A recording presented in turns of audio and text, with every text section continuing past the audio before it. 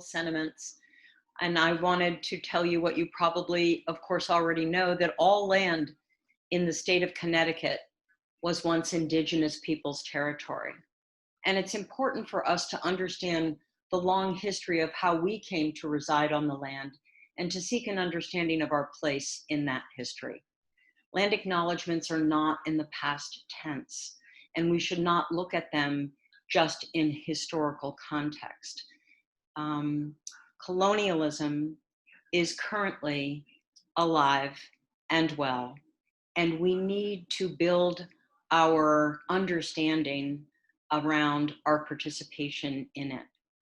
A land acknowledgement is a formal statement that recognizes and respects the Indigenous peoples as traditional stewards of the lands. It highlights their enduring relationship with their traditional lands.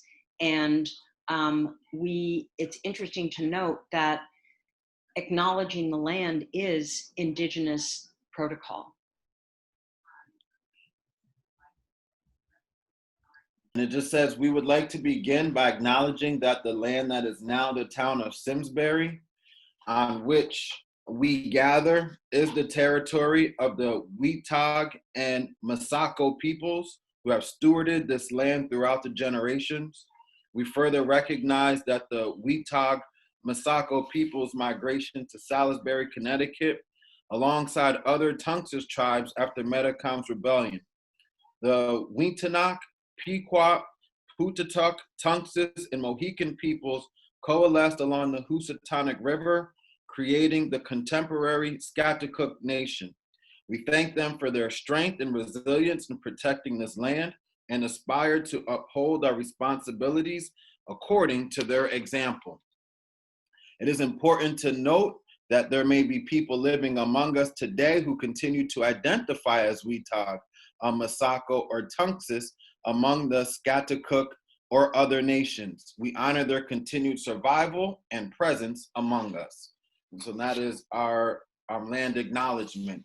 And so next, moving forward, what we like to do is introduce our panelists who have taken their time out this evening to share, to educate, to allow us to learn. And I'm sure even as they share that they're able also to learn some things themselves. And so we are just able just to be thankful for this time and at the time that they have taken to join us this evening.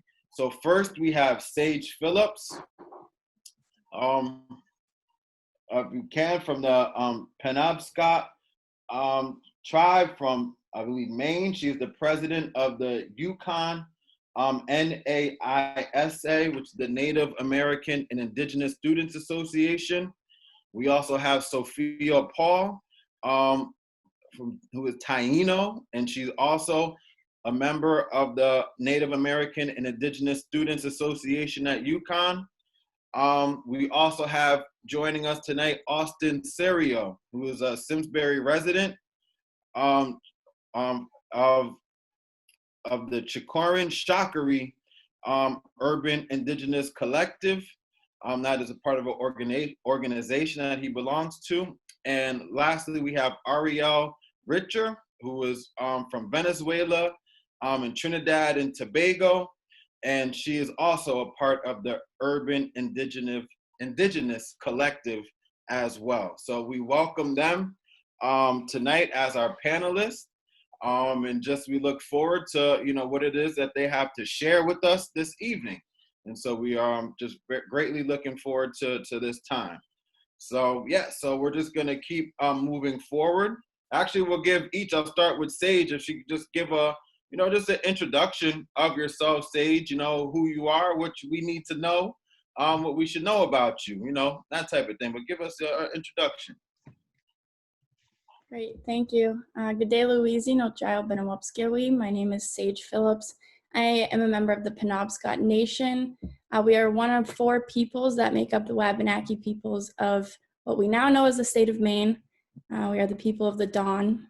So I'm actually coming at you tonight from Benawapskiwi and Wabanaki territory. I'm just happy to be here. I want to thank everyone for having us panelists and for putting this together.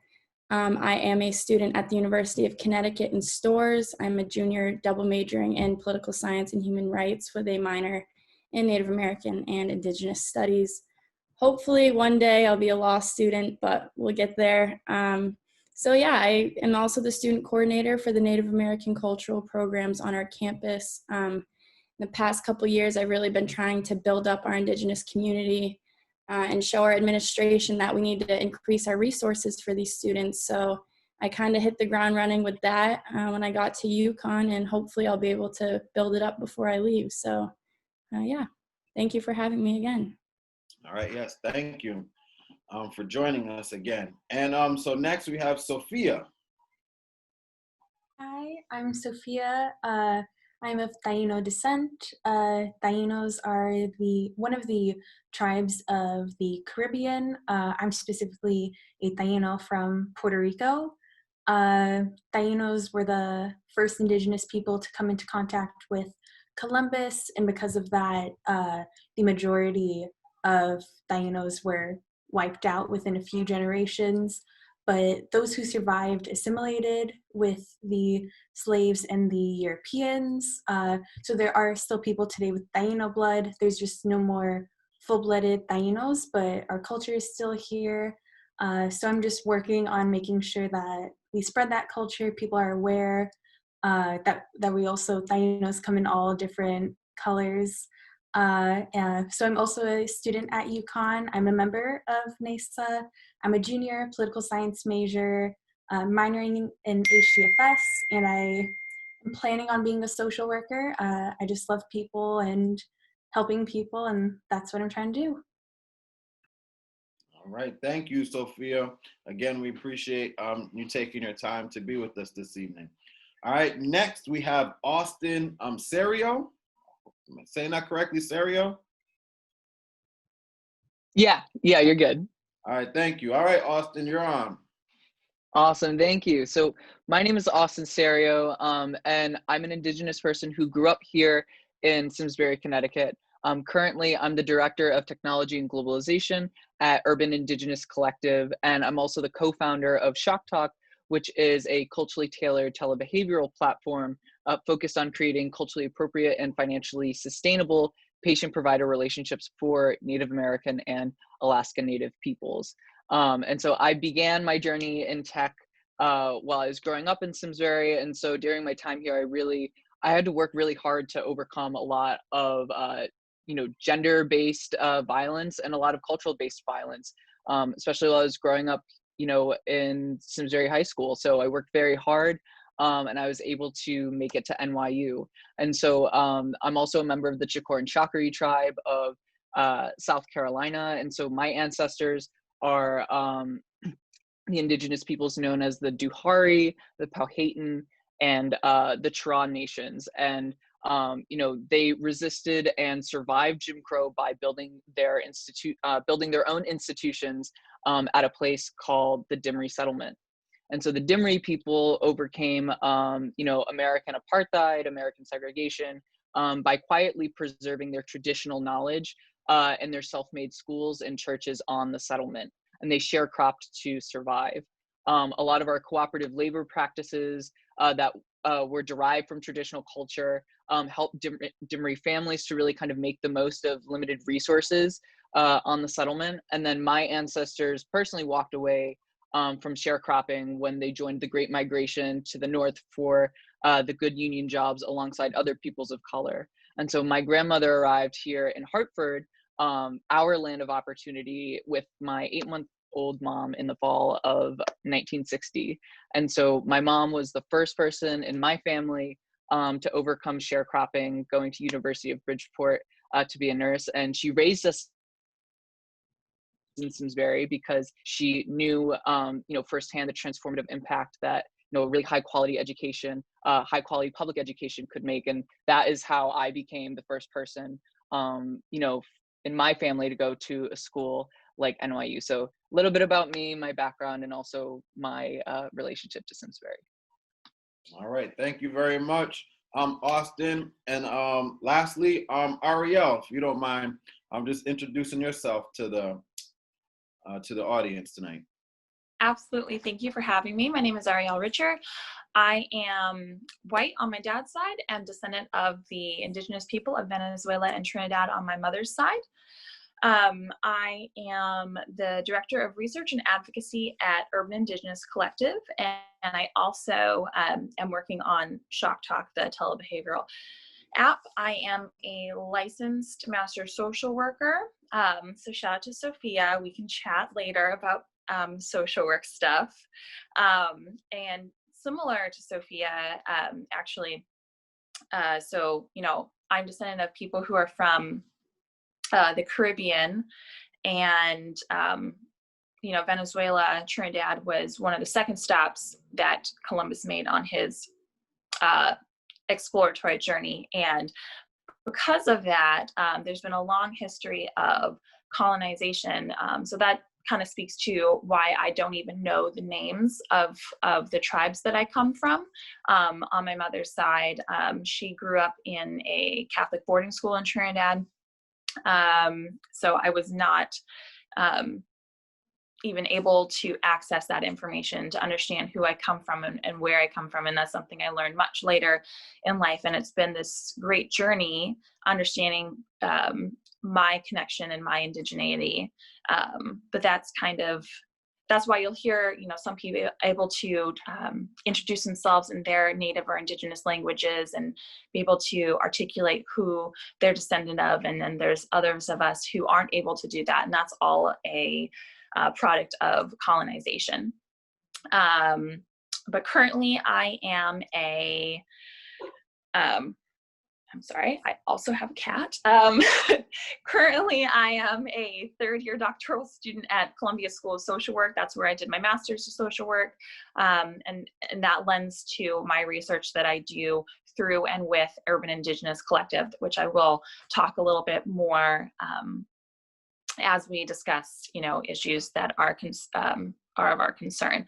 But I'm really excited to be here tonight and to just be able to share and, you know, build an understanding of people who are, you know, willing and open to have a conversation.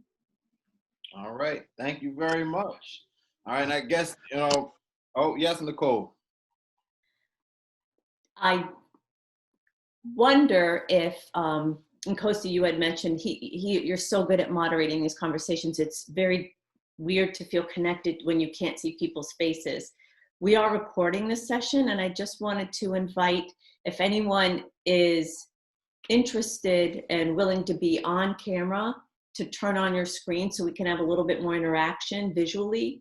And if you could just acknowledge permission in the chat feature, we would love to have a little bit more of a feeling of interaction. And second of all, ask any questions in the chat feature, because we want to make sure that we're able to pass them forward to the panelists. Yes, we would like to see faces. Definitely. It helps. It just helps with a little more connectivity here. So if you're okay with that, then yes, please allow us to see your faces. Let's build a little community here. All right. So Ariel, I think your introduction definitely was a perfect segue into our first question that we have. And that is, if you would, I guess, just share a little bit more of your Indigenous connection and how that informs and impacts your life today. And Sage, we'll start, well, with Sage, we can start with you, if you're okay with that. Yeah, sure. So I am white on my mother's side, and then I get my Penobscot roots from my dad. And I think I'm most connected through my grandfather, who has been, you know, he is like my holy grail. He is the most traditional Penobscot man you'll ever meet. And it's hard going to Connecticut and not being able to, you know, speak with him as much as I would, but he is my tie to my roots 100%. Everything I know, I've learned from him. And I think that's super important to acknowledge, because if it weren't for him, I would be so just, I don't want to say ignorant, but not able to speak my language or share what I'm going to share with all of you tonight, So, but yeah, I think it's really important to acknowledge also that I am as connected to my roots as I am because I've gone out and searched for them. For us Indigenous people, and I'll only speak on behalf of myself, but it's not written in a book. We don't have many written histories, it's all oral. So when my grandfather speaks to me, I kind of have to write it in my head, and that's what forms me as an Indigenous person today, is active listening and learning, and in my reclamation and my journey I'm still searching for my Indigenous identity, so I couldn't tell you all exactly what that looks like, but again, like Ariel said, that's a direct product of colonization. So yeah. All right. Well, thank you. Man, that's great. All right. Thank you. All right. Sophia, if you don't mind, it's with the same question, if you could share some of your connection and how that informs your life, it impacts your life today.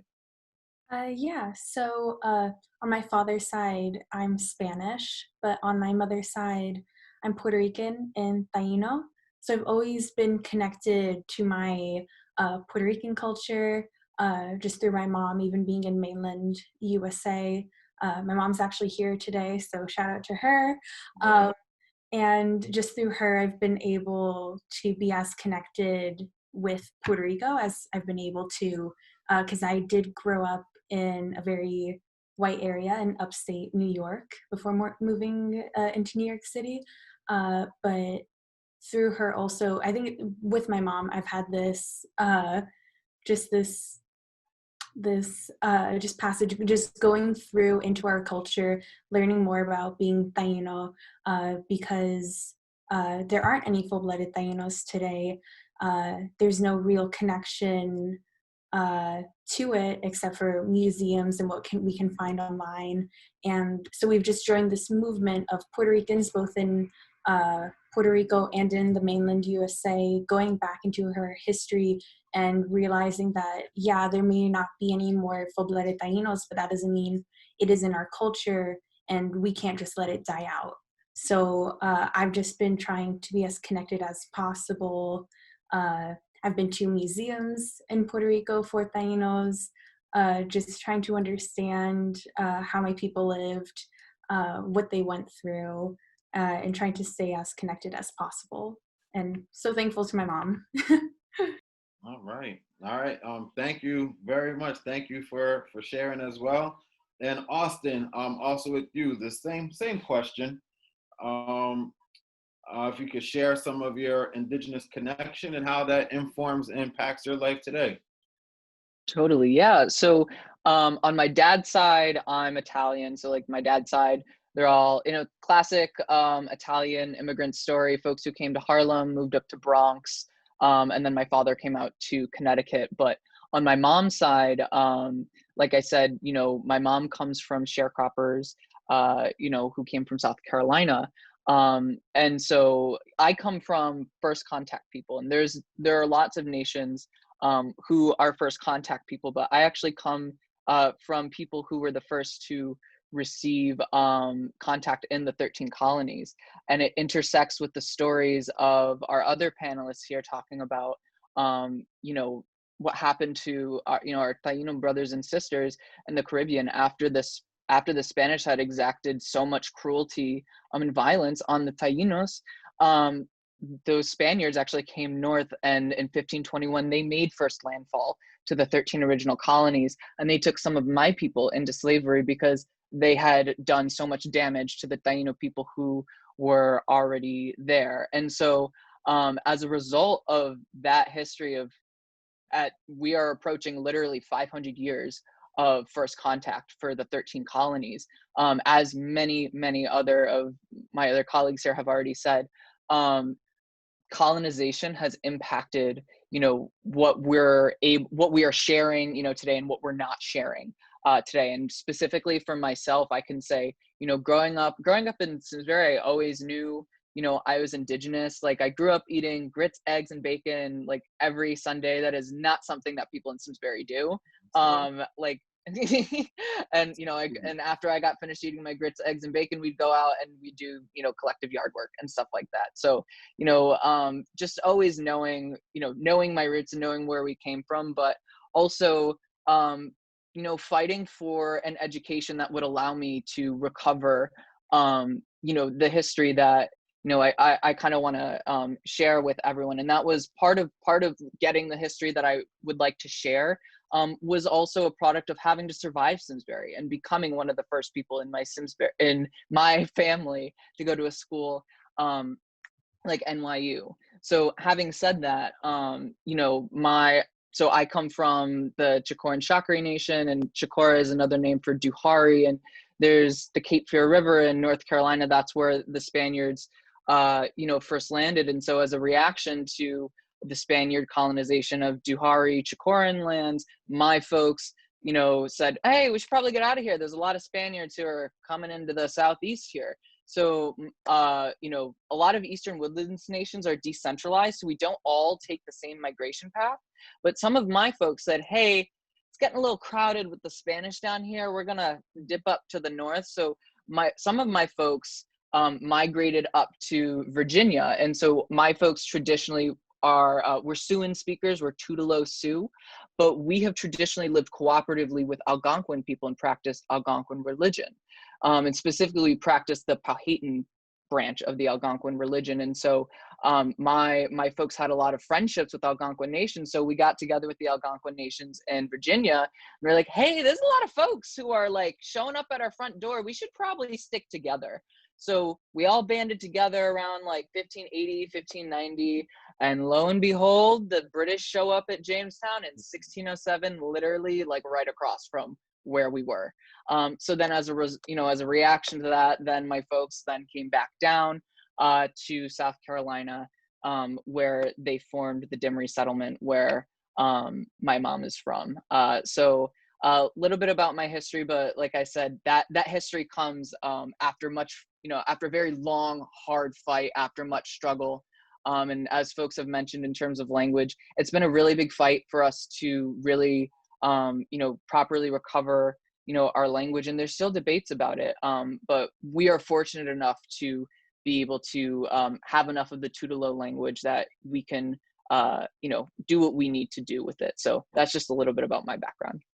All right. Thank you very much, Austin. And also, Ariel, there's definitely, if to be able to add about I know you shared some of your Indigenous connection and how that informs and impacts your life as well.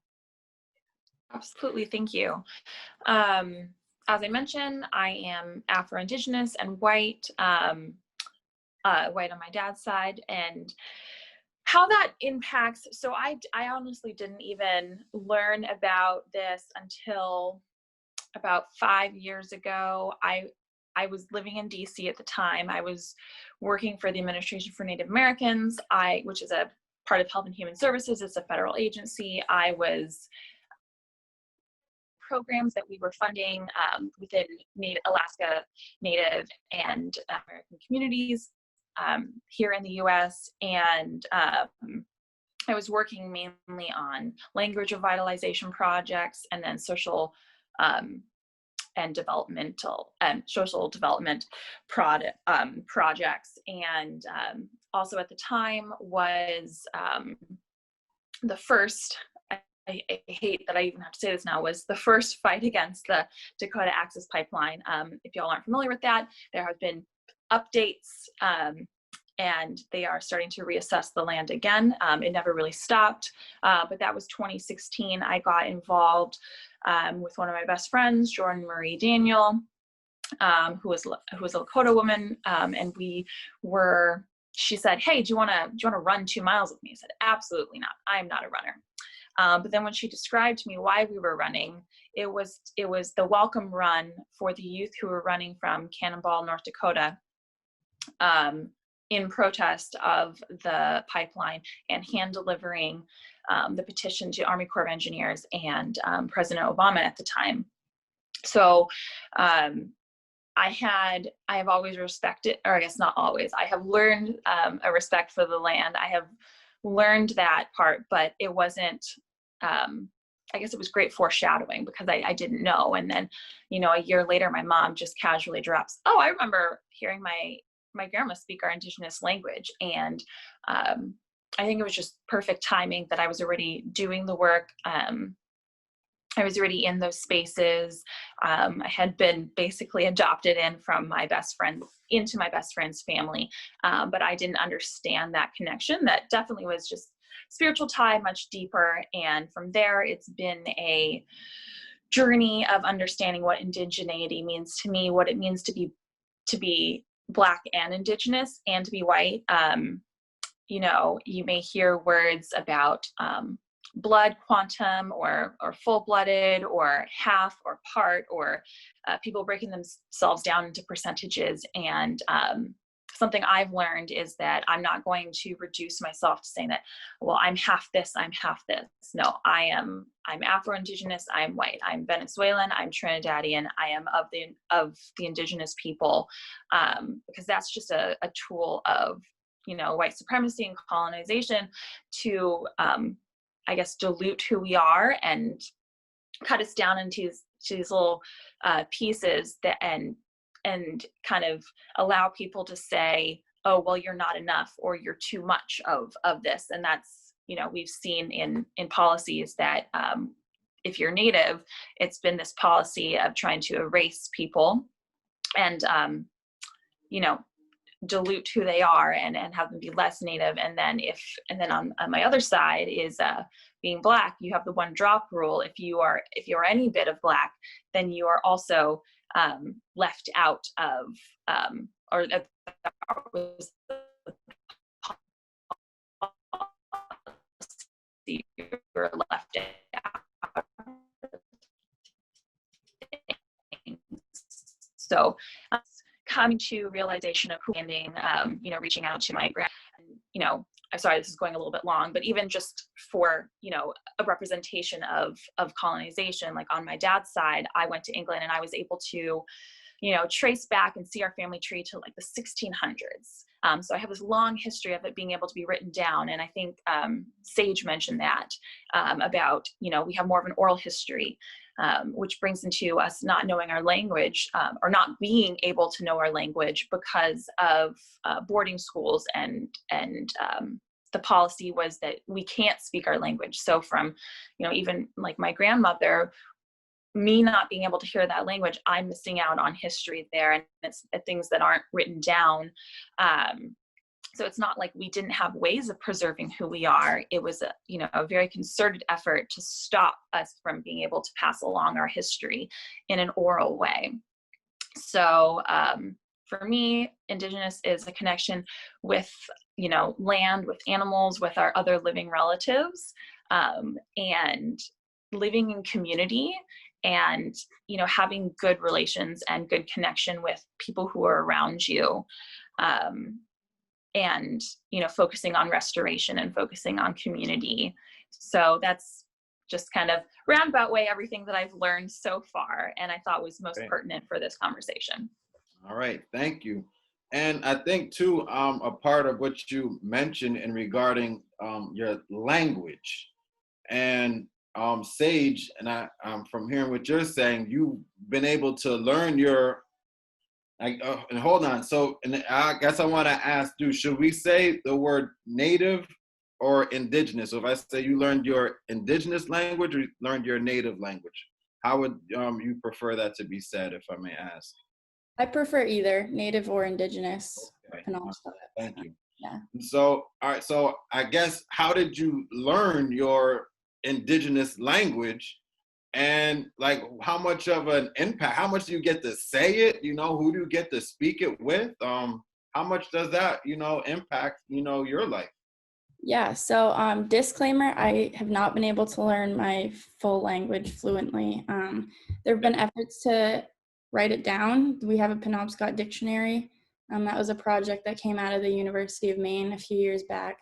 That's been really helpful. Just hearing my grandfather, you know, every time I go over, he greets me with a new word, and he knows I don't know what it means. So we have like that little exchange.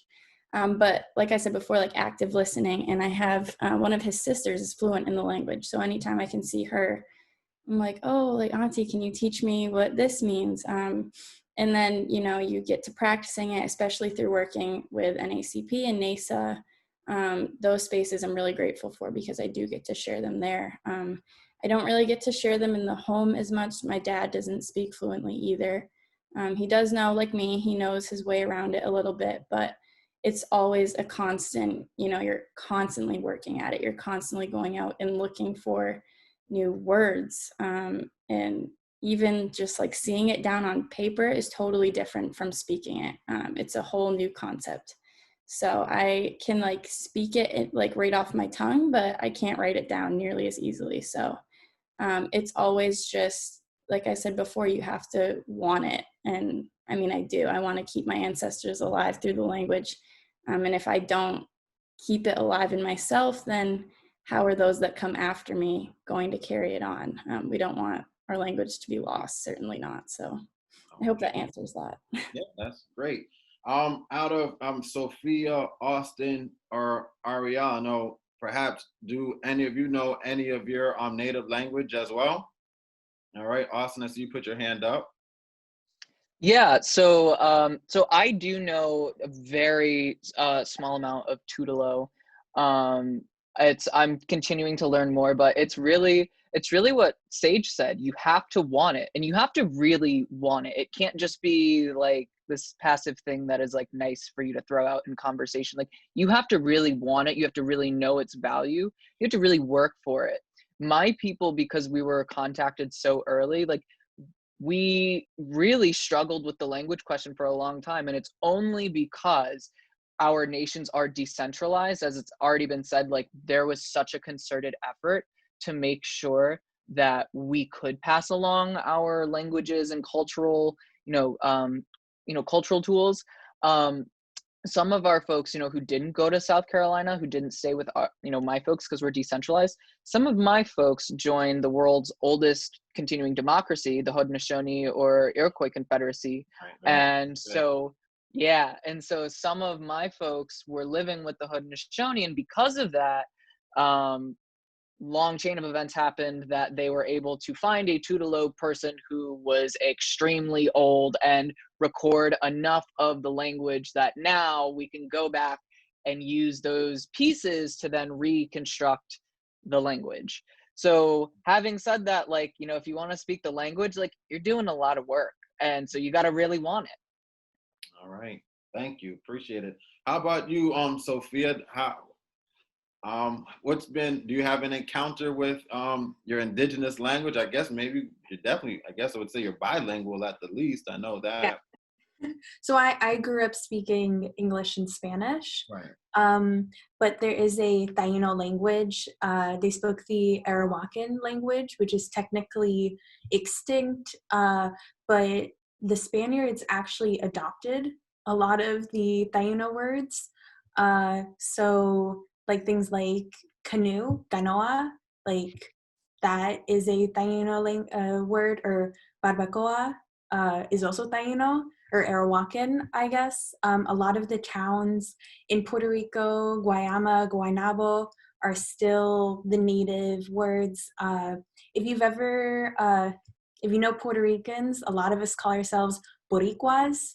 That's because the native name of the island is Boriquen. So we are Boricuas because we're from the island of Boriquen. Or like fruits, papaya, guava, those are native words. So we don't have a full language that we speak, but still in Spanish, we've put our culture in there. All right. Thank you. Learned something new just right there too. Thank you very much. Never knew that. All right. And how about you, Ariel? I don't know what's your experience with a language. I think you heard your mother say she heard her grandmother speaking it. Okay. Can you hear me, Ariel? I think we're having some connection issues there with Ariel. All right. Wow, man. Well, thank you all again for sharing. Can you hear me, Ariel? Yeah, besides Kosi, that, can you hear me? Yes. Oh, Ariel, we can hear you now. Ariel, okay. Because you were going in and out a little bit earlier, so I don't know if we have to try to reestablish connection. Okay. Can you hear me now? Yes, we can. Okay. Well, all I have to say is I really don't know. I'm still learning who my people are. And the farthest I've been able to trace is the Kalina from Venezuela. But my mom growing up in Trinidad, they were colonized many times. So English was her first language. English was my first language. And then I speak French because I lived in Canada. But that has nothing to do with my indigeneity. Just another language of colonizers. But I'm eager to learn, like echoing what everyone else has said. It is work, because it's not something that is easily presented to us, where like you grew up in the public education here, or even private education, you're going to be offered English. That's not, I mean, just even moving from Canada to here, it's not, even learning a second language doesn't seem like a very important thing. So, being able to speak your Indigenous language is even less of a priority of, policymakers, but it is personally for me. So I am very interested in starting on this journey of learning more about my family. It definitely got thwarted this year because of COVID. So I had plans to go to Venezuela and go to Trinidad, but obviously that is not possible right now. That's all right. You'll have time to be able to do it and do the retrieving. Geez. All right, I'll let y'all talk. This is great, because I was gonna say I went to Ghana, and that was one thing I learned about myself. But you have to go and you actually have to learn. I learned about the origins of my name, and you learn some things about yourself that you will not hear otherwise. And so sometimes you have to go on that journey. You have to go on that search, and then you just you learn so much about yourself, and it just helps with your worldview, and it definitely just helps you build up, a little bit, a more confidence, understanding, substance of who you are as an individual and then what you're connected to. All right, so many of you in your introductions, it sounds like you said you prepared something that you wanted to share. I know we have some questions I definitely want to be able to get to, but I want to kind of know, I think, what it is that you've taken the time out, that you wanted to prepare, that you took the time out to prepare, that you want to share with us. And so I want to give, the floor, to be able to do that. So I think, Sage, you had, I don't know, spoken first, but you were kind of the first one to mention that you have prepared something. Is that an okay time to hear, what it is that you wanted to share with us? Yeah, I guess I can share a little bit. A lot of what I try to do in my work is demolish misconceptions.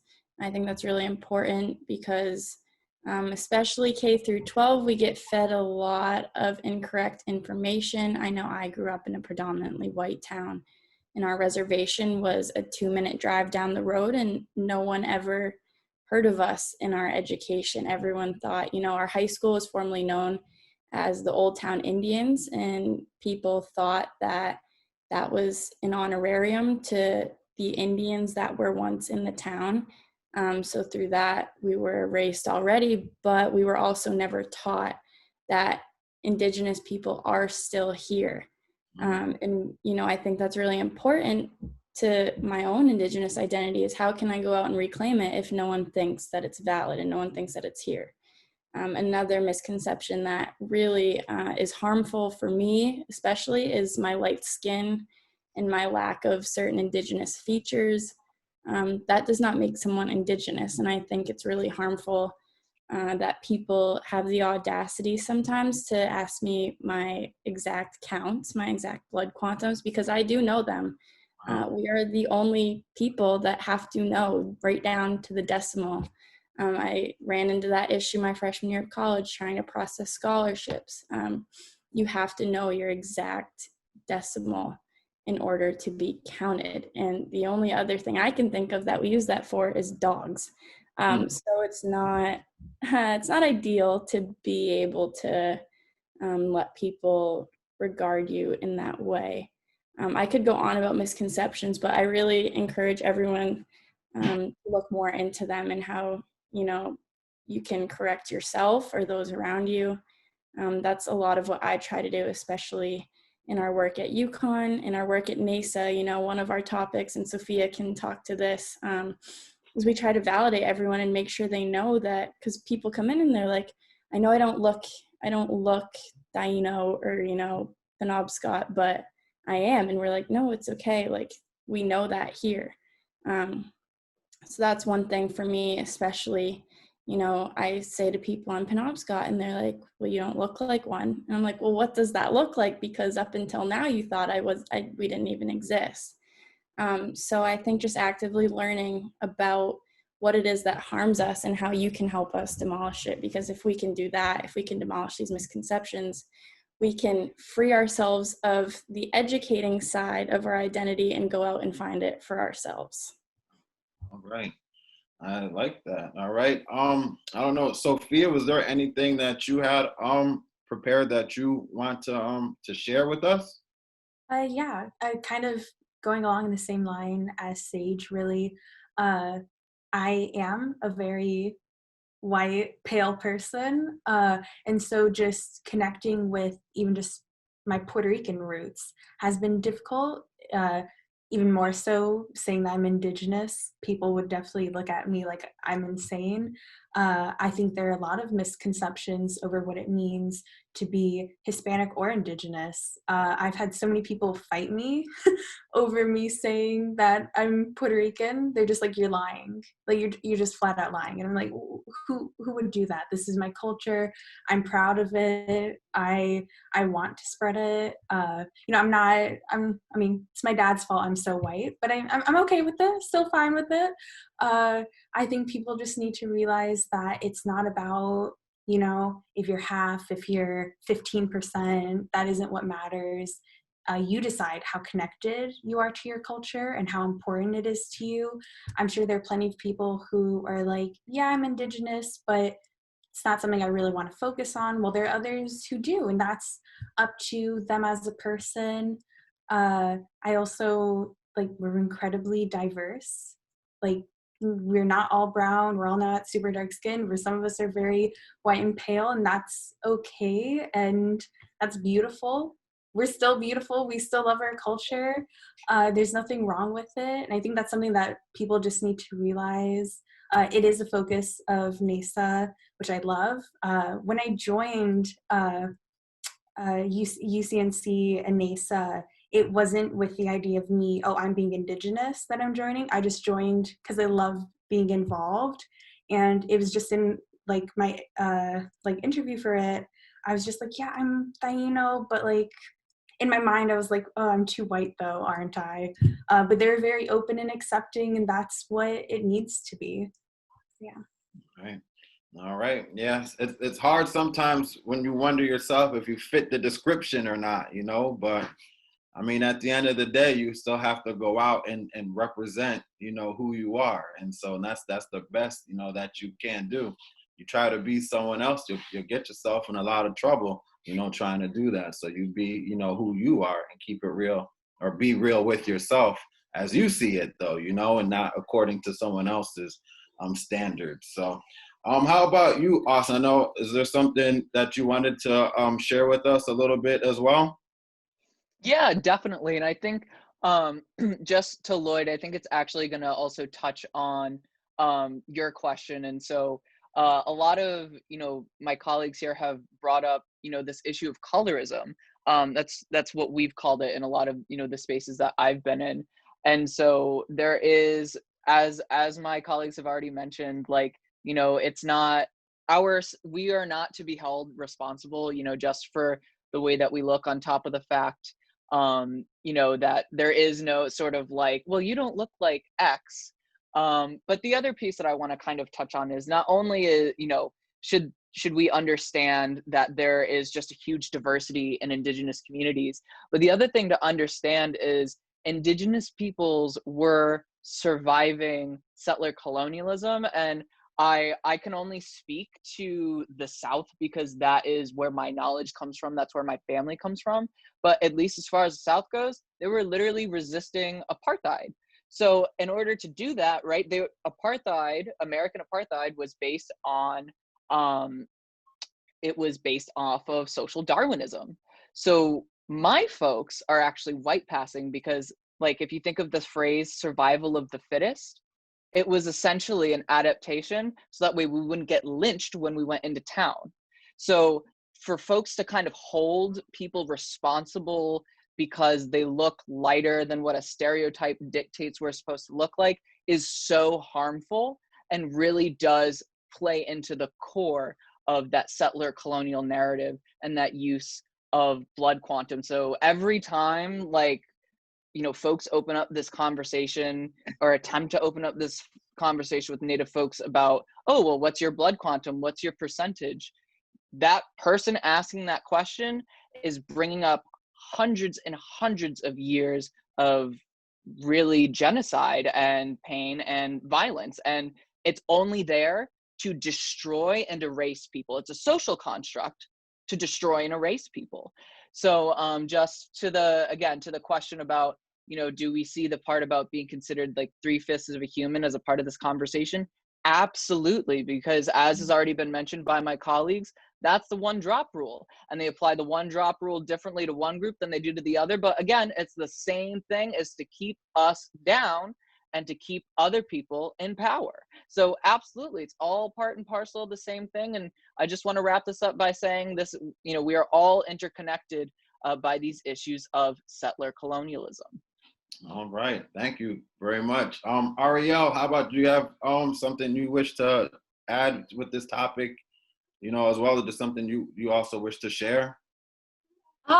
I feel like my colleagues have covered not everything. They have covered much under this topic. I have my work as a doctoral student and research is on intimate partner violence, violence against women, which brings me into kind of what I wanted to discuss. I don't know if we were, do we plan to go through more of the questions? I know there was questions about current issues. Happy to talk about it today. Yeah, we could definitely get to that. Definitely. I wanted to perhaps speak to a word that came up. It was about misconceptions. And so that was a word that came up, and I guess we still deal with, you know, perhaps the misconceptions, whether we're dealing with, you know, holidays of Thanksgiving or whether we're dealing with holidays of Columbus Day, which you see much more of a push going towards now to be called Indigenous Peoples Day, you know. So I guess we could go like, what are some of those, you know, misconceptions that I guess you're trying to maybe rewrite? Are you trying to erase? And when talking about days, I mean, what about a couple of weeks, we're going to be celebrating Thanksgiving, you know? We went through Columbus Day. So how would you speak perhaps to some of the misconceptions of those days, and just how much of a part of, you know, American culture, you know, that, you know, they are? I think on this one, I may pass it over to my relatives who are descendant of people from what is now known as the U.S.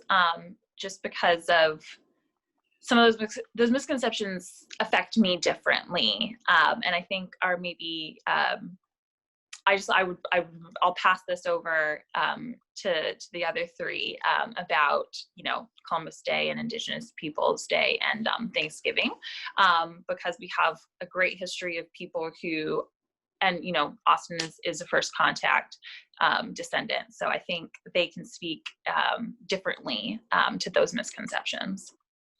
Okay. Yeah, Yeah, that's fine. Oh, sorry. Oh, okay. I can definitely speak to Indigenous Peoples Day and Thanksgiving. In Maine, we no longer celebrate Columbus Day. There was legislation passed, so we only have Indigenous Peoples Day here in Maine now, which is awesome.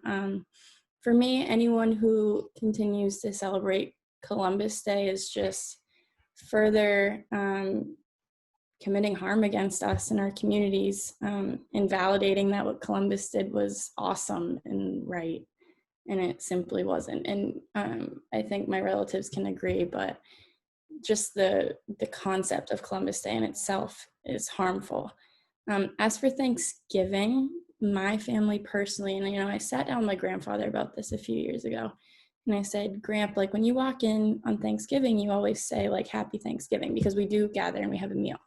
And I'm like, but I don't feel comfortable celebrating on this day. Like, what are you celebrating exactly? He said to me, I say Happy Thanksgiving, but we're gathering in this meal to acknowledge that we're still here and that our family has made it this far and that we're still here. So we're going to gather over this table. And, he always starts us off in prayer, and, he'll say, Wuli Winkachinu was, thank you, Great Spirit. We are still here. Thank you for this food. A lot of the time it's traditional food. It's like we do a moose harvest every year. We prepare that a certain way. So it's really things like that with Thanksgiving that you have to understand. And I think it's reclaiming my roots for myself. Is I was always conflicted as a kid, like my grandfather, like my Penobscot grandfather's like Happy Thanksgiving, and Sage over here is like, I don't want to say that. But then, after that, I kind of went out and educated myself on Thanksgiving. And I don't know, I highly recommend the book There by Tommy Orange to everyone here. It's all about urban Native identity and reclaiming your roots. But I just wanted to read a short excerpt from the beginning about the Thanksgiving meal. So he wrote, in 1621, colonists invited Massasoit, chief of the Wampanoags, to a feast after a recent land deal.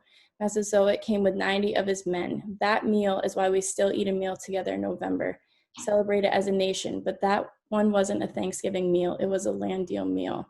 2 years later, there was another similar meal meant to symbolize eternal friendship. 200 Indians dropped dead that night from supposed unknown poison. So I just encourage you to go out and educate yourselves on what Thanksgiving really came from. I keep mentioning, misconceptions in our K-12 education. Like when I was in second grade, they wanted us to make like feathered headbands out of colored paper, just things like that.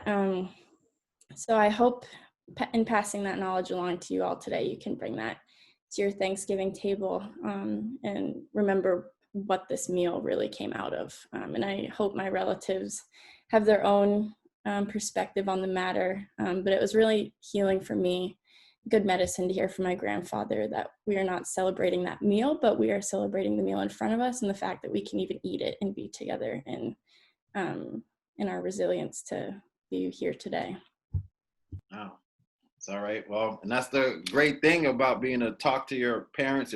You gain wisdom, right? And you gain perspective, and that's for many people of color, whoever, just sometimes that disruption and family causes such a major loss. But the fact that you still have that connection, you're able to glean that type of wisdom, it'll help you, to grow and, in all that you do. So definitely hold on to that. You can't ever, you can't put a price on that type of wisdom and that type of teaching. So definitely, it sounds like you're holding on to it anyway. So, you keep doing that. That's awesome. All right. Yeah. Any other talk about perhaps misconceptions? We were talking about the Columbus Day or Indigenous Peoples Day, or even Thanksgiving. I don't know if there's any other perspectives that you might have on that you wish to share. Okay. Sophia, you have your hand up there? Yeah, I guess I wanted to give my own perspective on that. Because like I mentioned, I grew up in a conservative area in upstate New York. And I didn't understand what Columbus Day really was. I mean, I remember growing up just thinking, oh yeah, I got a day off. Maybe got to wear pilgrim outfits, thought it was awesome. It wasn't until much later on I realized the real meaning, how it was celebrating really the destruction of my people, my ancestors. And I think it just shows issues with today's education system, that we can allow something that incorrect, that wrong, to just go on in our education system. So many kids believe it to this day, and it's just not fair. I mean, let's talk about what Columbus really did. Yeah, maybe it should be recognized. Yeah, he came whatever. He didn't discover anything. People were already here. What should be recognized is the lives that were lost, the cultures that were lost, and the suffering that happened, which is why I think it's important that every state recognizes Indigenous Peoples Day now, is that we have to recognize this. I'm sorry, Columbus, but no, there was nothing good came out of him coming here. And then as for Thanksgiving, I think it can be what you make it. And there's such, like Sage was talking about, the real history of Thanksgiving is so dark. But I would like to think of Thanksgiving as a time where I can be with my family and be happy. I usually celebrate Thanksgiving with Puerto Rican food. I always ask my mom to make pastelón. That's what I want for Thanksgiving. I usually celebrate it with my neighbors from Trinidad. So we have roti, we have oxtail, and we make it something beautiful. And it doesn't have to be that dark, horrible history. Right. Yes. Thank you. Yeah, that's yeah, and you make the best out of those days, right? And you still make the best. People, you still come together. You're celebrating survival. You're celebrating, family. You're celebrating heritage. You're celebrating culture, and there's still so much. And so sometimes those days just become that opportunity to come together, just to be, in that sense, thankful for what it is that you are able to have for that exact day, for that time, to be able to gather. And so sometimes it just becomes an opportunity to be able to come together. And so if you throw away that gathering time, then you're throwing away a lot more. And then that's a real victory, I guess you can say, for that, if you reject the coming together, altogether, then that's a real defeat, I guess we could say. Yeah, so that's, and oh man, and as far as Indigenous Peoples Day, I know here, in Connecticut, and I'm sure it's happened elsewhere. I don't know, Sage, how it happened in Maine, but what kind of friction, what kind of conflict, was there any at all, moving from this transition from Columbus Day and saying, no, we're gonna now, we're rejecting Columbus Day, and we're gonna, to institute Indigenous Peoples Day? Do you ever have dialogue with someone who might not share this perspective? And how does that go? Kosi, if I could actually, Yeah. thank you, Sage, appreciate it. I wanted to jump in here, and there was a related question asked by Diana. And so as both a first contact person and someone who I am first contact and Italian, I want to take this opportunity right here, right now, to set this straight. Okay, what Columbus did was wrong, and it was the continuation of a tradition of violence that existed since the Roman Empire, because the Roman Empire exacted a ton of genocide and violence against what was then the indigenous peoples of Europe. And so arguing that that is appropriate to then bring across the ocean, because that's what happened 1,000 years ago, does not fly. And that is what I have to say about the matter. So this whole thing about it's our culture and what have you, yeah, you could definitely say it is the culture of the Roman Empire, and the Roman Empire has a lot of social problems that are embedded in our society today. And frankly, they are where a lot of the violent problems come from. So yeah, that is exactly what we're talking about. And no, that should not be uplifted and celebrated. It's point blank what it is. All right. Thank you. Set it straight. All right.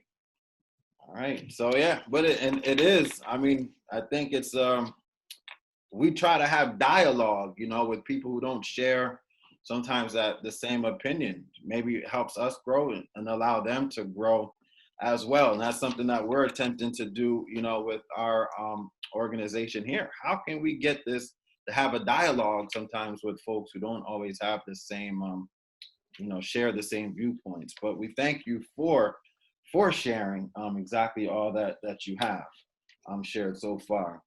All right. I think another part, I don't know, does anyone else have a question here in the audience before we move forward? Is anyone else okay from the audience? I think Lizette had her hand up at one point. Lizette, you do? Okay, go ahead, Lizette, shoot away. Oh, hold on. I think do I have to unmute you? Hold on. I'm sorry. No, I don't. Okay, yes, thank you. So I'm Sophia's mom, and so I wanted just to say to thank you for this activity. Seeing my daughter and all of you young people so engaged in your heritage and your Indian and your native heritage is fantastic.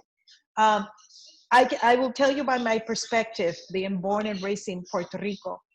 Um, we have been submitted in my education. I was in private school. It also happens in public school, where the Indian heritage, Taino heritage, African heritage was pretty much removed from our education. Uh, we have very little left. It's in our food and some names in our towns. But the fact that we don't have much more and that we have not put so much effort until recently, I've seen there is now more and more of recognition and value to our indigenous people. And that now this younger generation, you're pushing it through, transmitting this information, putting it to the light. And this is all related to this colonialism and imperialism that you have discussed. I went through this, learning in school only one point of view for the time that Columbus came into the Americas, when the United States came to Puerto Rico, Cuba, Philippines. That was all the point of view of the conqueror. And our voices or our history was silenced. And now, with so much of your generation bringing it up and making us, I have to say, very proud. And I wanted to let you know, share that with all of you. So thank you and keep up the good work. All right. Awesome. Awesome. All right. Good. Thank you. Thank you for sharing. You're welcome. Awesome. And I guess, man, we're doing okay. If I could go back a minute, and we talked about the aspect of, I think, like the blood counting and like the percentage of what percent of your blood are you of, your indigenous, of your native, your native culture, indigenous people. Now, like in Connecticut, there's like we got the Pequots and the Mohegans. So perhaps from what I understand, like with the casinos and things to this extent, help me out. Now, from what I understand, like if you want some of this money, you have to prove your lineage, right? You have to prove who you are, that you belong to such tribe, that you belong to such nation. Is that a common practice, or is this something that's just coming because there's money involved? I mean, I really am, just wondering about that, because we're just talking about the point of having to prove, how much of such and such you may be. So is that something that is common practice? I guess that's what I'm asking. I can kind of jump in with this one. So it's definitely an important question to discuss. It's something that I hear asked a lot. And I'm glad that we're actually bringing up this exact issue of casinos, because it applies to the land that we're on today and the nation that we have if you are in Simsbury, if you are in the 5th District of Connecticut, the nation that we collectively have a responsibility to, the Schaghticoke Nation based in Kent. And so there are often these questions around, it's unfortunately, it's an old trope about the rich Indian.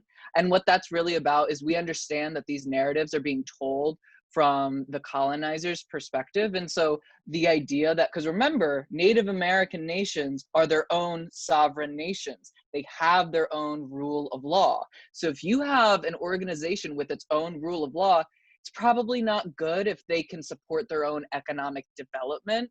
So you want to then apply these different things, but, oh, well, they're rich. Well, so we're going to take away their power because they're actually really powerful.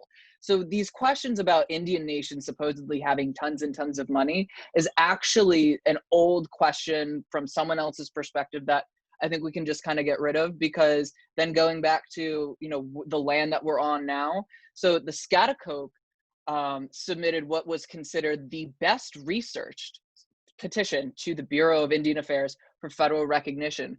They were granted federal recognition in 2004, only to have it rescinded on Columbus Day in 2005. And I think we all know that by rescinding someone's federal recognition that they worked like 40 years on Columbus Day was about letting them know who was in charge, who was making the decisions.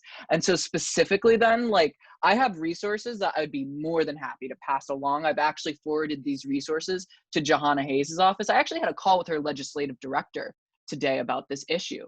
And so when you go back and look at how the justification was made to revoke Schaghticoke recognition, it was based on a lie that they were going to build a casino in Kent. And there's literally quotes of the political class saying, oh, imagine if they built a casino in Danbury, Kent. That would be awful. That would ruin our scenic, you know, charming villages, which is on par with what the president is saying about people of color destroying suburbs. It's all part and parcel of the same card.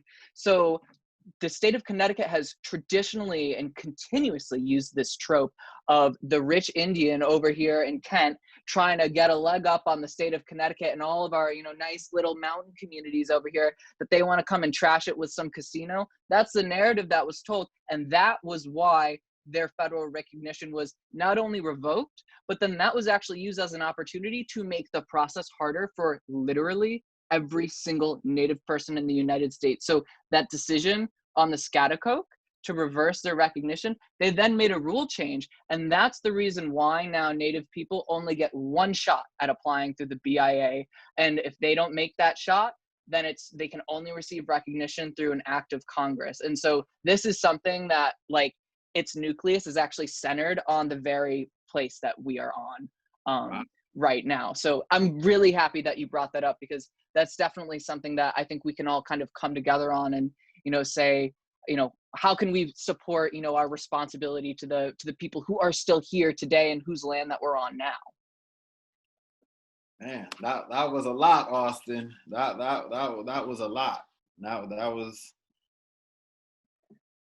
was a lot, man. Wow, that's a lot to chew on right there. That is a lot to chew on, and even just to bring it into current policy and current, you know, politic, and, you know, and some of the verbiage that's being used, and never would even brought it there. And it's you know, great revelation that you did bring it there, because great, thank you. Wow. All right.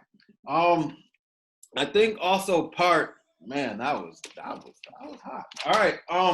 Part of what we want to talk about also, I think some of the issues, questions that we have, or perhaps if we could just kind of make a transition, you know, after that. It's a hard one to transition off of, but what are some of the, I guess, the current issues? I guess that is a current issue, as a matter of fact, and even the fact that Connecticut has now led the way into national policy as far as being able to be recognized as your own land, your own nation, and now Connecticut has put dropped a bomb on that. I had no idea, as a matter of fact. So that's part of what has just been opened up to me, open to all of us. I had no idea, but thank you for sharing that.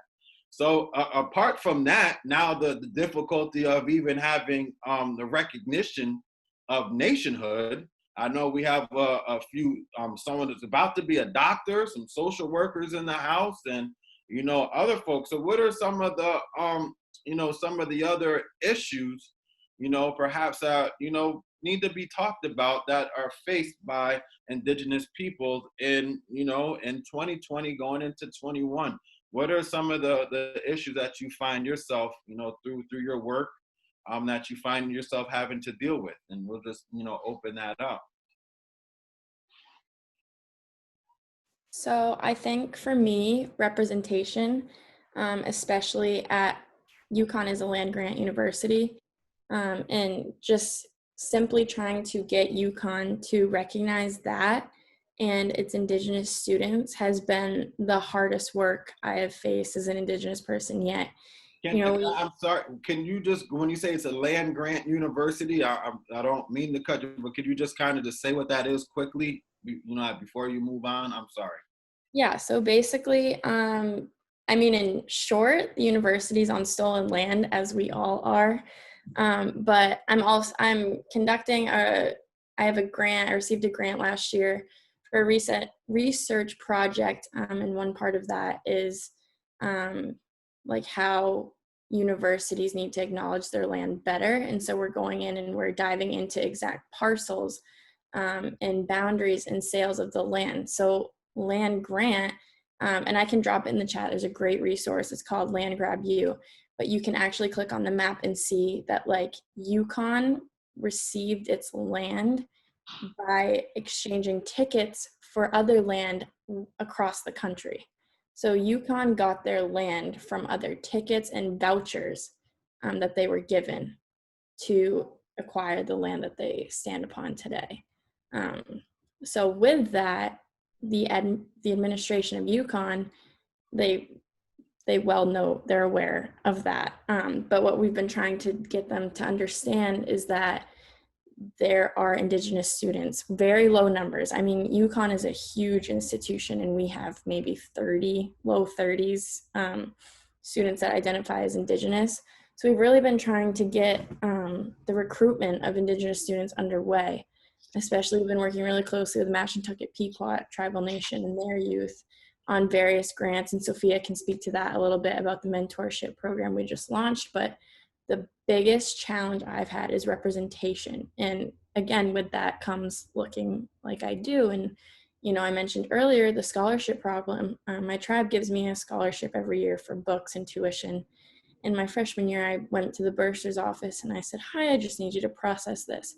And they said, "We need your tribal identification with your numbers." And that was just like very eye-opening for me in how the university treats its Indigenous population. So we've been trying to advocate for more resources. And the question that keeps coming back to myself and my colleagues is, well, what population are we serving?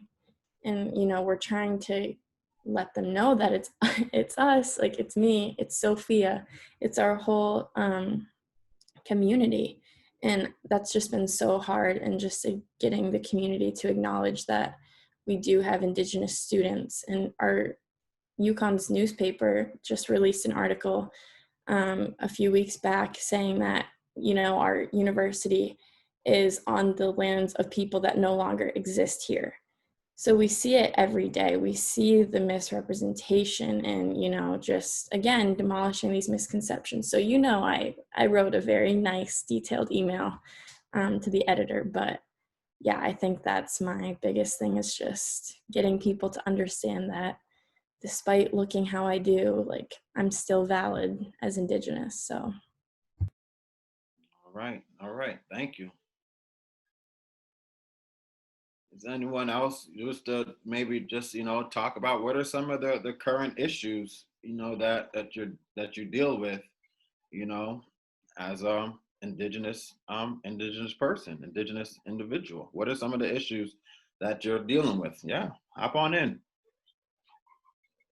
Ariel, are you there with us? Oh no, she's not. Ariel? No, she's not. I'll jump in. Is that better? Yes. Okay.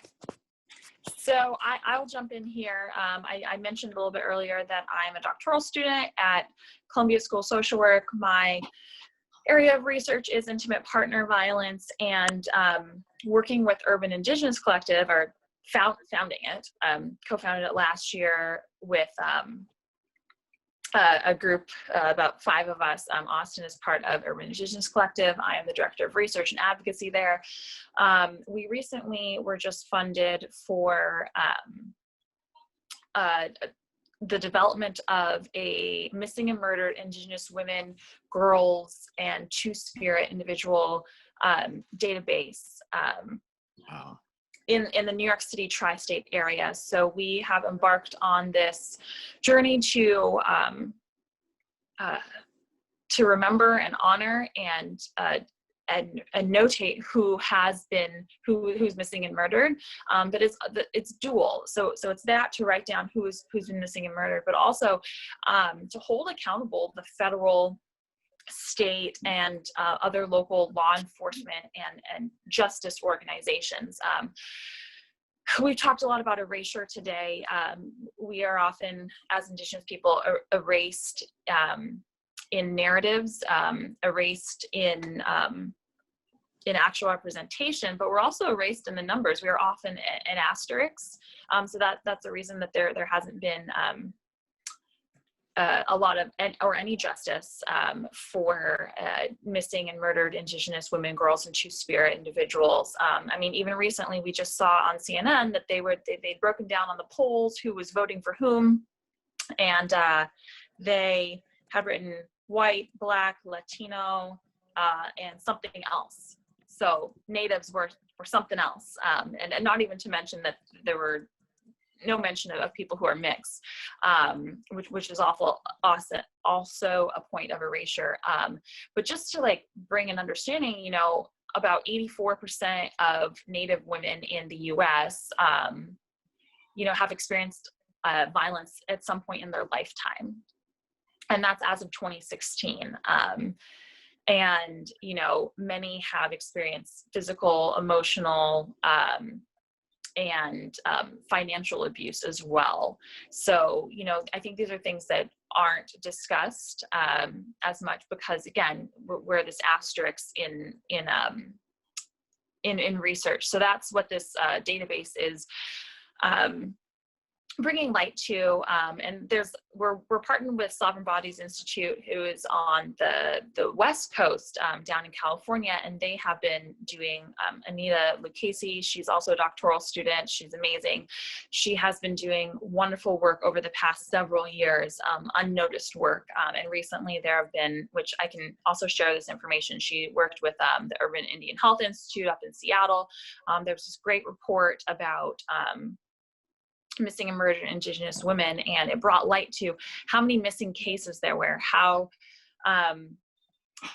federal Justice Bureau has not been documenting who has been missing, and if you're not documented, how can justice be done? How will people be held accountable? And you know, something that goes hand in hand with you know, I was trying to find a different word, but basically, you know, the rape and destruction of women is also the rape and destruction of land. Those things have gone hand in hand. So earlier I talked about the Dakota Access Pipeline in North Dakota. When it comes with land extraction and environmental concerns, you are going to see what has been termed as man camps, these large groupings of men who are there to extract things from the land. And part of this power and control that comes with intimate partner violence and in just gender-based violence is this assumed power and control over women as well, or people who are seen as weaker. And then I also do want to acknowledge people who are gender minorities and Two-Spirit folks. Two-Spirit encompasses folks who are, you know, queer, gay, lesbian, bi, non-binary, within, and who are Indigenous, who are also experiencing extremely high rates of violence and being missing and murdered. So that's, I think, I mean, that is what I study, that is what I work on, and I'm very excited to be able to kick off this database and do interviews with families and really, you know, honor and remember those who are missing and murdered, and then also hold accountable law enforcement who is not doing their part. I think Austin spoke to it earlier about, you know, his community, you know, filling in those gaps where things aren't done, like, you know, having their own schooling, having these different systems. So like constantly we are filling in those gaps for, you know, government that isn't trying to do that for us. So we are, you know, we are stepping in and taking care of what needs to be taken care of and doing the research that needs to be done. And yeah, I think that's mainly what I wanted to focus on, and I really appreciate, again, having this space to be able to share what's been going on. Can I ask a question, Ariel? Yes. Can you give us a sense? I've researched this a little bit, and there is a federal health connection to tribal health and inequities. It's known, it's a shared thing. And like the CDC, I think has said that 84% of American Indian, Alaskan Native women experience higher levels of violence. 84% will have violence in their lifetime, from the National Institute of Justice. And these missing and murdered Indigenous women coming from man camps, this is not a small number. So can you help us understand, like, this was shocking to me that this actually happened. Can you give us just a sense for the scope of this problem, which is going on today? And even there has just been legislation, I think, last week to begin, it's it's a national rainforest in Alaska, to open it up for mining. And of course, Indigenous women are protesting. So can you help us understand the scope of this reality? Yeah, I mean, I think even just discussing about those rates, 84%, I think among the general population of women, it's somewhere in the 70s, 60s, 70s, and that's of lifetime violence. And then you're going to see higher rates, when you are bordering reservations. But another area where that is, kind of erased and not understood is in urban environments, because, 71% of Native identifying folks live not on a reservation or on federal trust land. So that's kind of where, Urban Indigenous Collective has come from. And we also don't ascribe to this federal understanding or definition of what being Native is. We've talked about, upwards of 500 federally recognized tribes, but that also leaves out state recognized tribes. Austin, pointed to how it's very hard to get that recognition, because there are sovereign, that they are sovereign nations. And I say they because I don't descend from people who are of what is now known as North America. My people are from South America and the Caribbean. So I like to be very open about who, where, and whom I'm claiming. But understanding this, like, scope of what's happening between like environmental, or I guess the environmental concerns that are at this nexus of violence is, honestly, I don't even think we have full correct numbers on that. Just to say that, like, you highlighted those numbers, that there is going to be higher in those places where this land extraction, where this resource extraction is coming from. And, there have been a variety of recent legislation. There's, Savannah's Act, that was named after Savannah Greywind, who was unfortunately murdered, and her baby was taken from her, from the womb, and that was 2016, 2017 now. It's weird thinking in retrospect that happened, it feels like several years ago, but it feels like yesterday also. I am cautiously optimistic about federal legislation when it comes to this, because I also understand the just the history of empty promises and what's out there when it comes to federal. So I trust more of what are our communities doing, how are we supporting each other. When it comes to, the work of Sovereign Bodies Institute, SBI, there's a lot of self-support or support within our own communities, and doing this hard work on our own. Like, none of these acts or legislations would be anywhere if it weren't for the on the ground work that all of our Native communities are doing right now, and bringing light to that. Only recently, in the past, I would say 5 to 10 years in in the US has this been even brought to light kind of about what's happening. There's been maybe a little bit of a longer history up in Canada with the First Nations up there. There has been a longer history of work and bringing light to people who are missing and murdered up there. But it's a long road and we're just starting on it here. But I think it's important to highlight the resilience and the work of each of our communities and how they're coming together to provide that support and really just notate and document who is missing. So that was kind of a non-answer, but it was an answer that we have some numbers, but basically I'll drop a link for one of from that report that I mentioned, that basically there were just many cases of basically, you know, the work that we've done, seeing that federally they have the communities that we know who's been missing and who's been murdered, and that it's been lost in the data. It hasn't even been noted anywhere.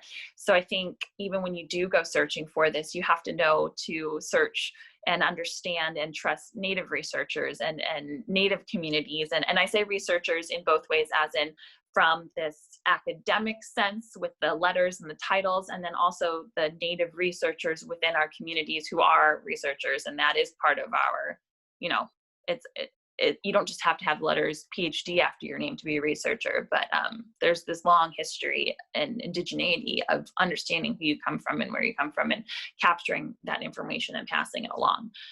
But I do want to pass over this floor to the rest of the panelists, and I'm so sorry for talking so much about this. No, that was great. Like, perhaps, and just hearing one of you said a lot there, Ariel.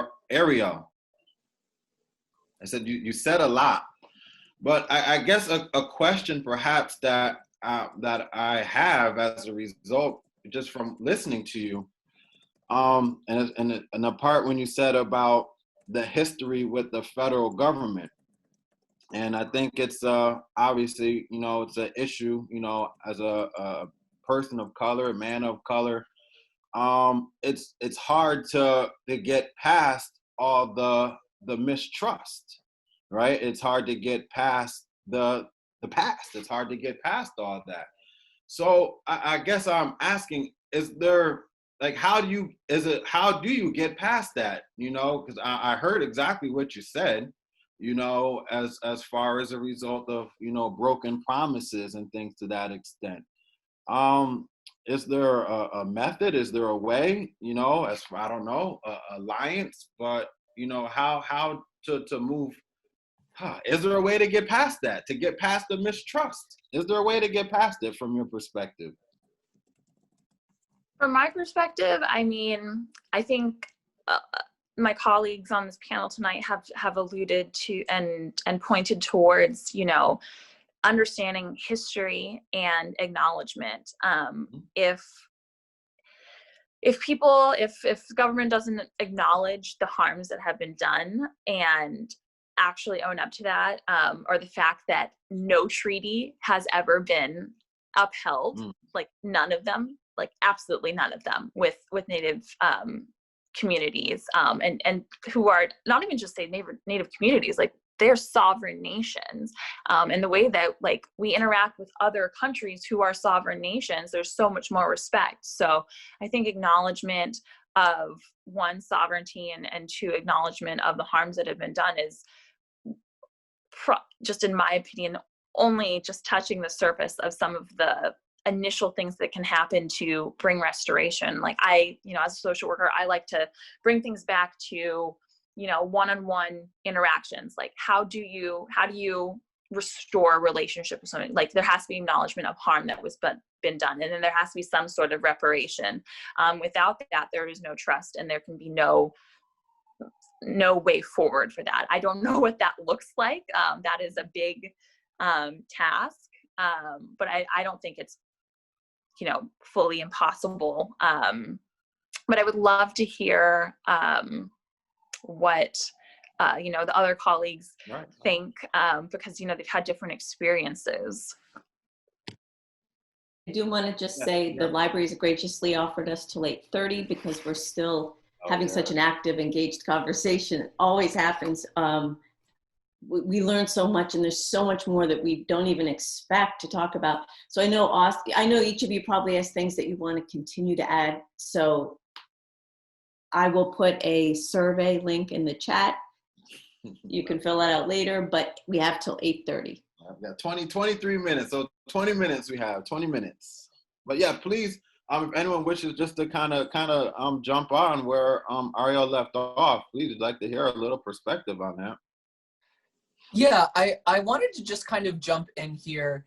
I think there's two kind of really important things going on, which just to kind of touch on the thread that Ariel was speaking about, like none of these treaties being honored, like literally, again, being first contact person, like literally none of them from the beginning for 500 years have been honored. And so I just want to say, like, you know, sometimes like people find out about inequities that have been going on for the past 100 years, 200 years, whatever, which are very pressing and important, but it's like, it's not, this has been going on for literally 500 years. Like this has been going on for a while. So I just really need to like emphasize that, like, people are like, I had no idea. It's like, this is 500 years of like a cover up, basically. So having said that, the other piece that I wanted to just kind of touch on as a contemporary issue is also this issue or question of coalescence. And I want to touch on this because there is this very false, very damaging narrative of the disappearing Indian and disappearing Indian nations. And so there is this very wrong, destructive, harmful narrative of, like, you know, just to give an example of, like, you know, just a town to say, you know, there's natives living in a town. Well, they're not living in the actual town itself anymore, so I guess they're all dead. It's like, I don't know what kind of history that is, but that's lazy. So understanding that just because natives aren't living in the same town that they were kicked out of 500 years ago does not mean that they just up and died. Like, you got to give people a little more credit. Like, that's not fair.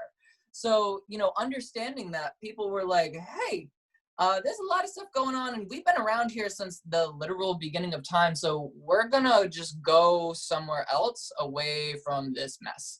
And especially in the Eastern Woodlands, a lot of cultures were cooperative. And so what that means is that a lot of cultures were decentralized. So we're used to, in contemporary contexts, of there being like these fixed borders of nation states, right? Like, you know, that there is like this state of Connecticut, right? And that kind of translates really nicely to other native nations like Cherokee. Like, that's really easy to digest. Like, everyone knows, you know, Cherokee, what that is, etc. But, you know, there's other ways of organizing, other kinship structures that are more common to Algonquin and Eastern Siouan peoples that, as a result, you know, our tribal bands would at times separate and then re-aggregate in, you know, different formations. And so realizing that these tribal bands may have left a specific piece of land, but that they are not dead, they are not gone. And continuing that narrative is hurtful not only to Indigenous peoples, but is frankly hurtful to all of us, hurtful to all people of colors, and even, I would argue, hurtful to all people in our community, because I think for all people to be deprived of what is the true history of the land that we're living on, I think that's really a disservice to everyone. So I guess what I'm trying to say is that by really honoring, you know, coalescence, realizing that, you know, the Weetag-Massaco people went to Schaghticoke, that doesn't mean that there's no more Weetag-Massaco. That means that the Tungsis people survived by joining with other tribes who now call themselves Schaghticoke. That doesn't mean they died. That means that they survived and literally built something else. So we need to understand that Native nations are incredibly resilient, incredibly dynamic, and they are here. And they're often here in places that people haven't bothered to look, oftentimes near state borders and mountainous regions. Like, for example, we know that there's lots of Native nations with connections in the Berkshire Mountains. Like, there's the Schaghticoke, right? There's the Stockbridge Munsee. There's another branch of Schaghticoke people further north in New York, in my neck of the woods down in the south. There is the literal largest nation east of the Mississippi River. The Lumbee Nation is in North Carolina. It's like one of the swing counties in North Carolina, and no one even talks about it. So there are these huge nations that are literally still here, usually tucked away on state borders. And it really is important that we acknowledge that, because those are the people who we have a responsibility to today. And that really what I'm trying to say is, no matter what challenges come our way from the settler colonial system, you know, we've been dealing with this for 500 years. So we've got this figured out and we're still here. So I think, if folks are ready to have that conversation, realizing we're here and dynamic, and, you know, we can be in this together. All right. Thank you. All right. Thank you. Sage, do you have anything, or Sophia, do you have anything you wish to add? We're talking about, you know, maybe some contemporary issues. It's kind of feel like I haven't heard your voice in a little bit. So. Yeah, I can definitely add to that. So for me, and I just had this conversation in a different space the other day, but this whole, like, first of all, like, when anything good happens within our federal government pertaining to Indigenous peoples, the question in my head is always like, for how long? Like, how long is it gonna, you know, ride its course before it's taken back or contested? So yeah, I definitely never take the word to be permanent. The conversation I had the other day was significant to COVID, and how you know, our relatives are still fighting for their land and their health and access to clean water everywhere, especially the land, like the fight to keep land or just keep settlers out of the land today, and how COVID really should have been a break from that. COVID should have been, for Indigenous peoples, that should have been the time where we didn't have to worry about our lands. Like, let's focus on this pandemic and COVID and getting better. And instead, I can remember back in my colleagues can correct me, but back in March or April, I believe it was the Wampanoag who, they went back and revisited the treaties and the original documents, and they tried to go back on them. And it was like, we have this pandemic to deal with, and we're worried about taking land back from Indigenous nations. Like, really? So stuff like that. It's just like, and then the Navajo Nation got hit the worst with COVID in our country. Why wasn't anything done with that? Like, why? And, you know, the Kumeyaay lands out west, you know, they should have had a break during these hard times. And instead, Indigenous people got hit more, if not, you know, double. So to sum up what I'm saying is, we cannot, I mean, me personally, I can only speak on behalf of myself, but I cannot trust the future of myself and my relatives.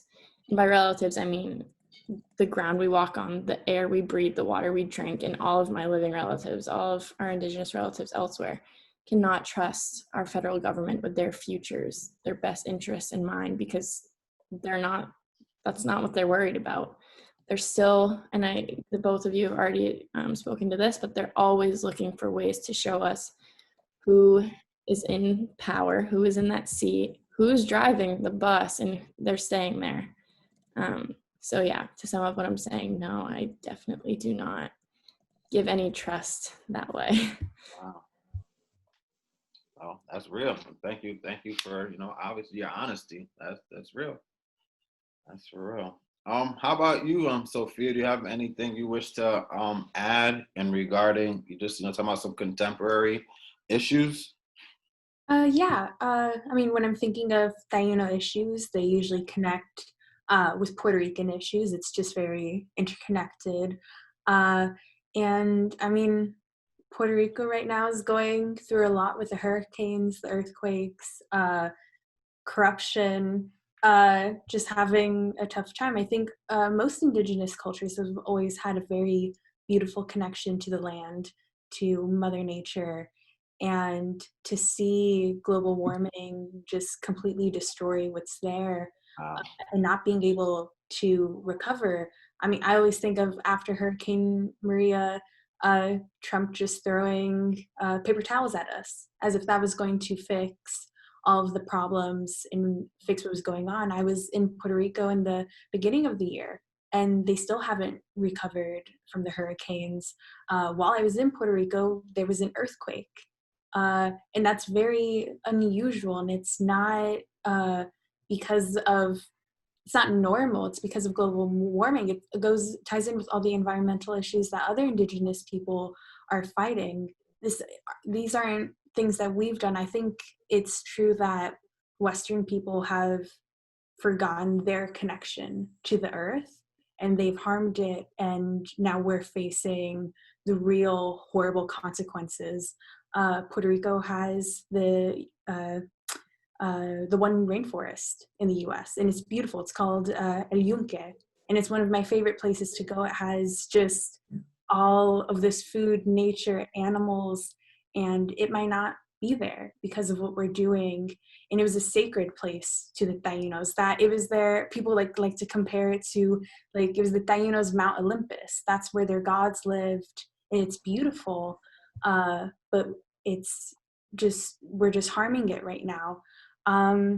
Also in Puerto Rico, Ariel kind of talked about this, the issues with transgender people. So many transgender people in Puerto Rico have been murdered, attacked, and that's an issue that transgender people of color are facing in the US today. And it's just horrible. People just don't understand. It also ties into with violence against women. That's also something we see, I think, with all minorities.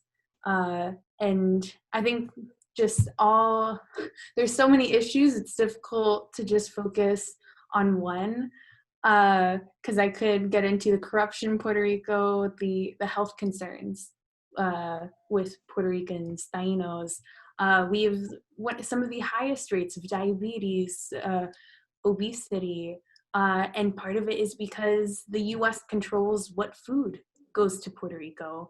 Like my mom talks about growing up on Spam. I mean, she loves it, but that's not the healthiest thing.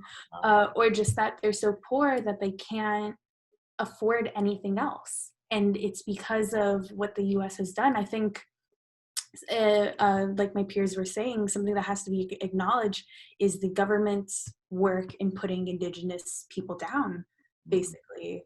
Like I always think of, I think educating people is the first step, because there's so much ignorance, and I don't think ignorance is necessarily a negative thing. You just haven't been taught yet, and you just have to be open to learning more. And I think that's something that will help. The government is a whole other issue, but I think to get the people of the US to really realize that Indigenous people are still going through so many difficult things today is through education. And I try to do that just one-on-one. It doesn't have to be on a big forum. You don't need to, like, anyone can do it. Just talk about issues that are going on today or happened in the past. I had a discussion with someone who decided to tell me that when the US took control of Puerto Rico, the Puerto Ricans had a standing army at that time and could fight the US. And I was just like, where did you get that? Why would you think there would ever be an army that we had? Taínos were very peaceful people. They welcomed the Spaniards when they came. They're very, very, like most Indigenous people who came, very nice, welcoming people, didn't want any violence. And I think those misconceptions are just what lead people to hatred and just ignorance, and people just need to learn, and hopefully we can grow from there. All right. Wow. Whew. Well, man, it's a mouthful, but obviously we all appreciate just your sharing, just your just being real about things, and just taking the time. I'm always learning, from all these discussions, that we have, and this one is definitely no different, and it's a blessing to see that all of you, it seems that you're into this recognition, this notion of community, which gives you this desire to give back, to help you to elevate your people as well. And so that's another component that I'm listening to and that I'm hearing, as as you all speak and as you all educate us. Frankly, that's what you're doing. And but it's a blessing to hear that you're all finding a way to give back, to your community, giving back to your people, and obviously you're learning more about yourself as you continue to do so. And man, and that's part of the your journey that you have of how you give back. So whether as a doctor, a social worker, perhaps as a dean of your own college, perhaps, at some point, that you're, man, you're doing great things. And I guess that's the point. Don't allow anyone to limit that. I mean, we're running low on time. I know y'all have so much more to say. I know I have so much more I'd like to hear. And so, perhaps, what are, hopefully we could be an available platform for you in the future, as we grow as an organization as well. We're trying to break down barriers. We're trying to do some things as well.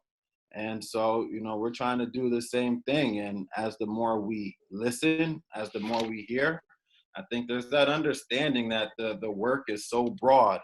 I could speak for my own struggles, my own issues, what I'm trying to deal with. And then the more I listen to others, it's just that recognition that, many of the issues are shared, they're intertwined, and it's really not all that separate.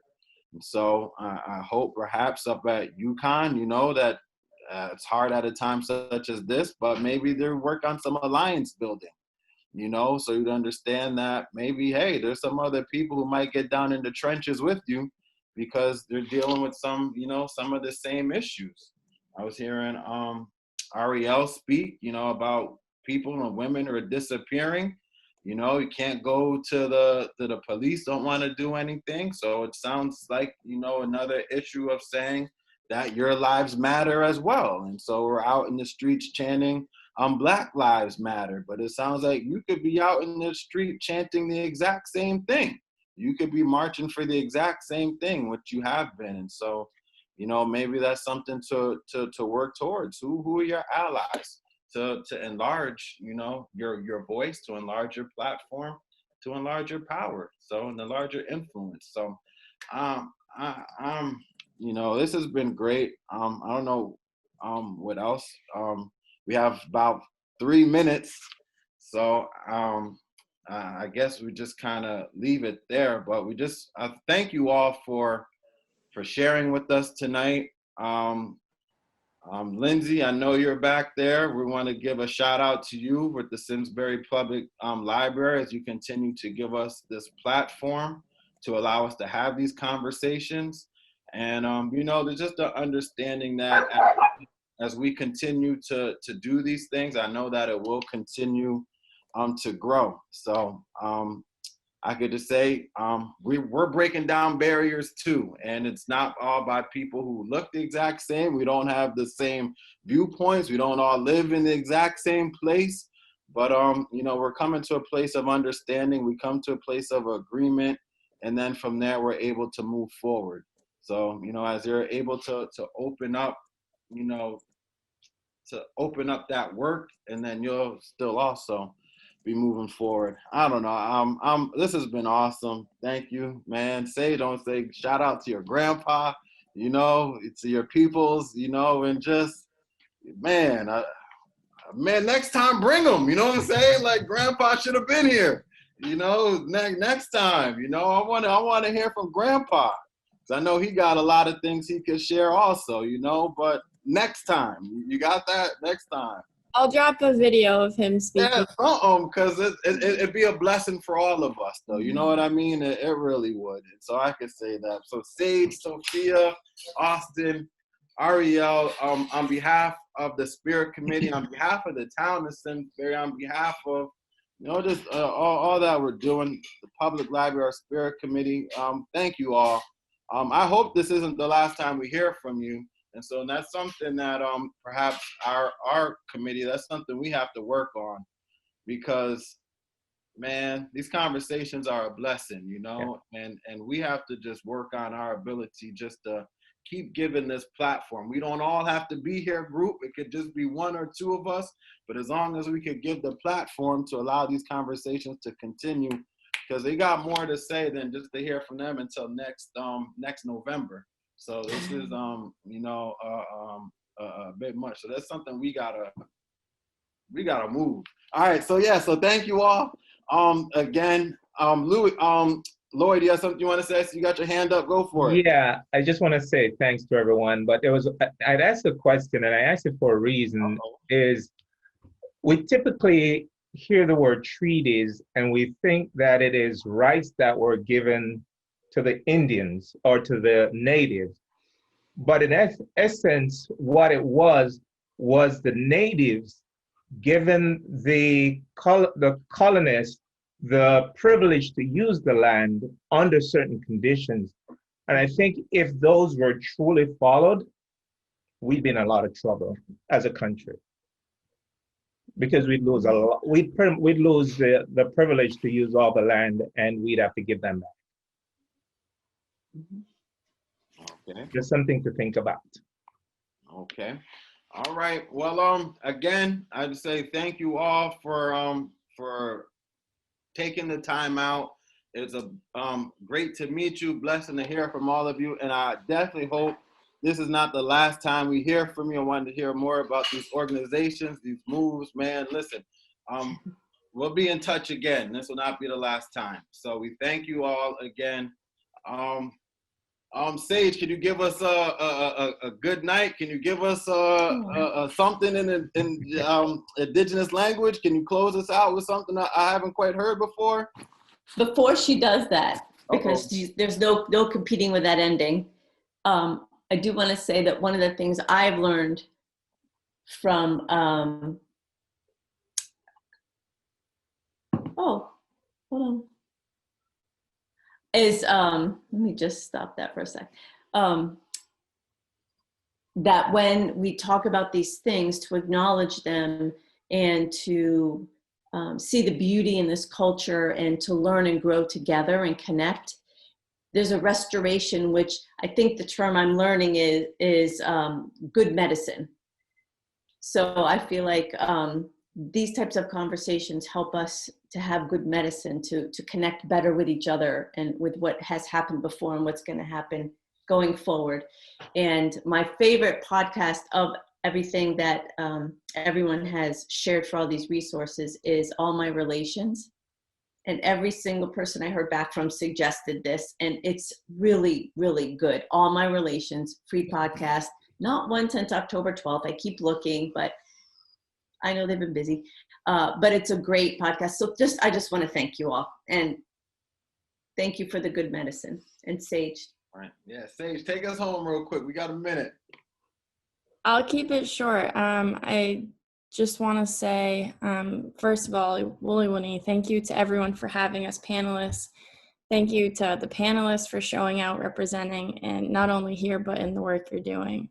It was great medicine for me to hear all of your perspectives. And I hope that the four of us can continue working together more beyond this space. It seems like we have a lot of intersectionality, and which our ancestors are just like, they're living it up there, looking down on us. So I love it. But I'll just say Wili Wani Nagunsus and Wili Wani Kachiniwez, which first I thanked our ancestors. Their strength and resilience is how we are here and why we are here. And we are direct results of that and what they did to get us here. And then, of course, Wili Wani Kachiniwez, great spirit, another great influence on us as Indigenous peoples and all of us and all of our relatives. Just another reason why we get to do what we're doing and breathe the air that we do, to be able to fuel these conversations and have these conversations. So I encourage you all to learn outside of everything we talked about tonight, but also take care of yourselves, especially as we wait out this election. Let's put it at that. So thank you again. Thank you. All right. Thank you, Thank everyone. you. Have a great night. Thank you again. Thank you so much. All right. Thank you so much.